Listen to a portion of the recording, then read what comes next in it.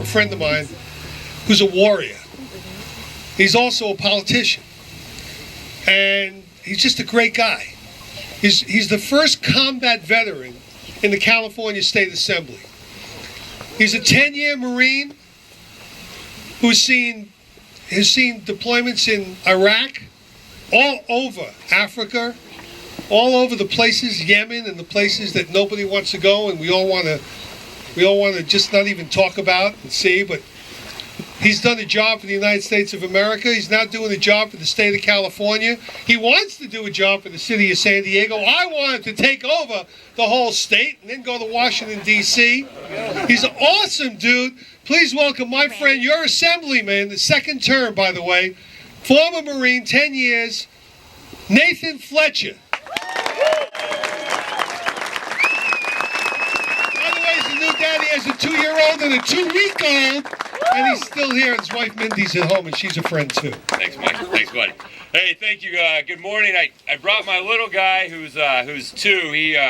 He was really excited. We got here early. He wants to see the rooms, what he calls them. I told my wife, my other boy, Zach's here with me. My other boy, Caleb, is 2 weeks old yesterday. And it's wonderful.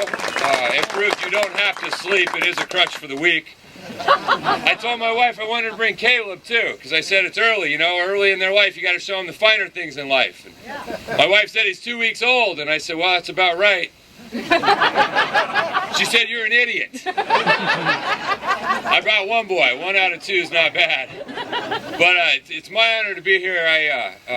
Mike said, hey, we'd like to have you come. I said, I'd love to come. He said, would you like to say a few words? I said, did you really ask a politician if you wanted to say a few words? But I'll be brief. My buddies call me Spam, scumbag politician and Marine, which really is the important part. And when I come out to groups, that really is, I think, and always will be the defining part, in addition to your faith and your family. But when you talk about what you did professionally doing that. Now, I talked to the Commandant about a month ago, and we're changing it. It's no longer former Marine, it's just Marine veteran. Once a Marine, always a Marine. No longer on active or reserve status. I was down at MCRD not too long ago where I went to boot camp. I was a staff sergeant when I got out. Drill instructor came up to me. I had a little lapel pin on, a little Marine Corps pin. He said I was lost and wandering around. He said, are you a Marine? I said, absolutely. I said, no longer on active or reserve status, but once a Marine, always a Marine. He said, well, if you're a Marine and you're lost, you must certainly be looking for the barber shop. Anyway, it's my honor to be here, surrounded by true patriots who are not only standing here and riding today, but true patriots who are on these walls.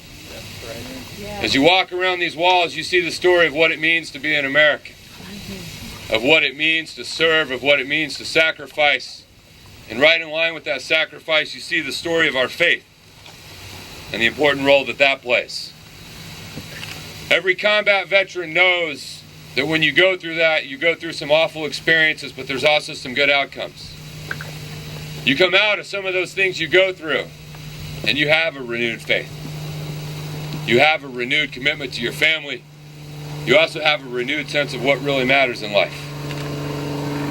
I can't tell you how often I get on the phone. Look, we got a lot of problems in California. We have a lot of problems. I was asked not too long ago, they said, you're a brand new member of the legislature. It's the first time you've ever been elected to office. They said public opinion polling just came out. It says the California legislature has a 14% approval rating. They said, what does that say to you as someone who just got here? And we got a lot of problems. I said the first thing that came to mind, I said it tells me that 14% of California is not paying very much attention. I said, who are these people that approve of the job of this body? But we got a lot of problems. We got a record deficit. We got a lot of our people that are hurting. Our working families. My dad was a factory worker. We've had a realignment of our economy. It's difficult. It's tough. We're struggling with where we go, what happens to the middle class. What's the proper role of government, where should it be? Abroad we're struggling. Afghanistan is now the longest war in the history of America. The longest war. Our people are divided, our challenges are great. You even hear people wonder, are America's best days behind it? But when you come out and you see this cross, and you see these walls, and we come out and we see each and every one of you, which is the fabric of America, you know that America's not broken. Our political system may be, but our people are not. Our people are strong, they're industrious, they have faith, they're compassionate, they're charitable, they care about their country, they care about our flag, they care about our children, and they care about our future.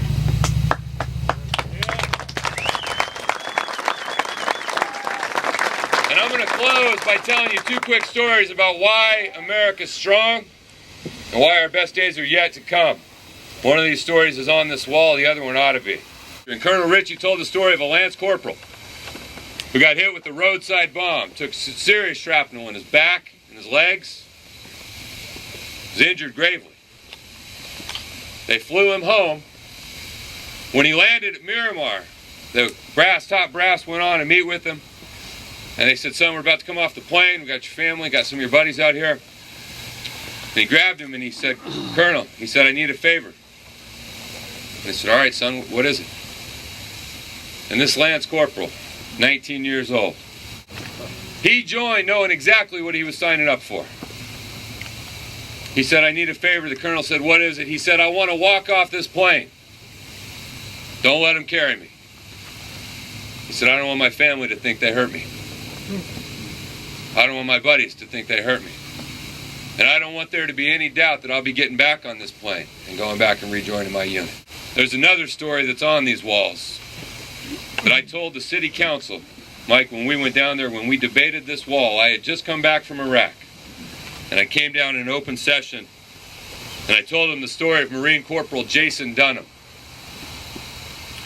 Jason was a 22-year-old high school star athlete from a small rural town in upstate New York. And on April 14th, 2004, Jason Dunham was on patrol and they saw a suspicious vehicle. As they approached the vehicle, a terrorist in a black jumpsuit lunged from the vehicle. Thought about the ultimate sacrifice. And the 22-year-old Marine thrust his body on top of the grenade, taking the full force of the explosion in his chest and head. As the smoke cleared, Jason Dunham lay on the ground bleeding. The three Marines whose lives had been saved by his warning rushed to his side to attempt to administer first aid. Jason Dunham never regained consciousness. And 8 days later, on April 22nd, 2004, at 4:43 p.m. at Bethesda Naval Hospital, with his parents Dan and Deb Dunham at his side holding his hand. And moments after the Commandant had awarded him the Purple Heart, Jason Dunham died. He understood and lived John chapter 15, verse 13. Greater love has no one than this. And he laid down his life for his friends. The story of Jason Dunham is the story of America. It's a story of the Revolution, Civil War, World War I, II, Korea, Vietnam, Iraq, Afghanistan, Pakistan. It's a story that are told on these walls. It's a story of a generation. It's a story of a commitment to faith and freedom. And it's a story of why our country will forever remain strong. If 105 years have proved one thing, it's that fear sucks, and it doesn't last long. So screw it, let's ride. Thank you for letting me join you. God bless our country, our veterans, each and every one of you. Thank you so much. Have a great day. Nathan Fletcher. He represents us in the California State Assembly. The world can't be all bad. What do you say?